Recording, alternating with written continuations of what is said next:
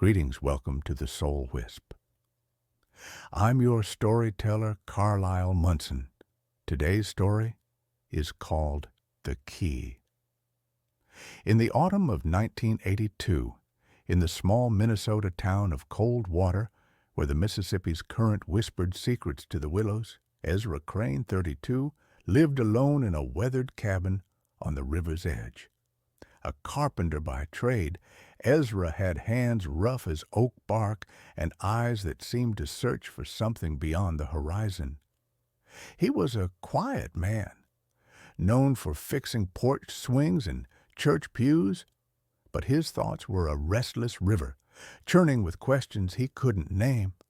Lately, he'd been haunted by a recurring dream, a woman's voice, soft as fog, calling his name from the water, and a glint of something metallic sinking into the depths. Each morning, Ezra walked the riverbank, the air sharp with frost and the scent of wet leaves. The town whispered about him, how he'd come to Coldwater 5 years ago, after his parents' deaths in a car crash, carrying only a duffel bag and a small iron key, its teeth worn smooth, hanging on a leather cord around his neck.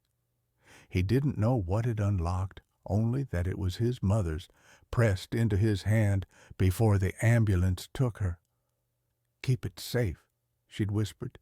The key was his anchor, a puzzle he turned over in his mind as he worked, its weight a comfort against his chest. This October, the dreams grew vivid. The woman's voice felt closer, her words clearer. "Find it, Ezra." He'd wake, heart pounding, the key warm against his skin.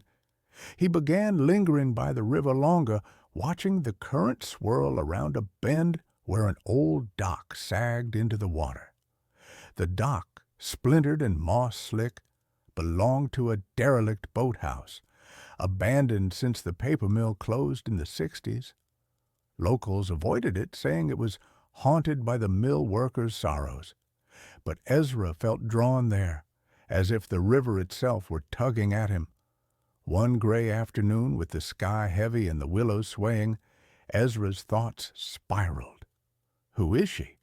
Why the key? He sat on the dock, the boards creaking, and stared at the water. His mind replayed fragments of his past, his mother's laughter, his father's silences, the crash he hadn't seen but felt in his bones. The key seemed to pulse, urging him toward something. He noticed a faint light flickering inside the boathouse, not electric but soft, like a candle. No one lived there, yet the glow was steady, beckoning. Ezra pushed open the boathouse door, its hinges groaning. Inside, the air was damp, smelling of mildew and river mud. A single lantern sat on a crate, its flame casting shadows on the walls where faded photographs hung crookedly, men in overalls, mill workers, their faces stern. His heart stuttered. One photo showed a woman, young, with his mother's eyes, standing by the river, holding a small box. His thoughts raced. Is this her? The voice?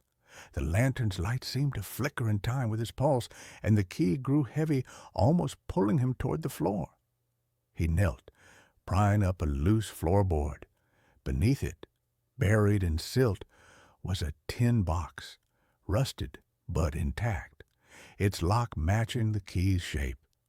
His hands trembled as he turned the key, the click loud in the silence.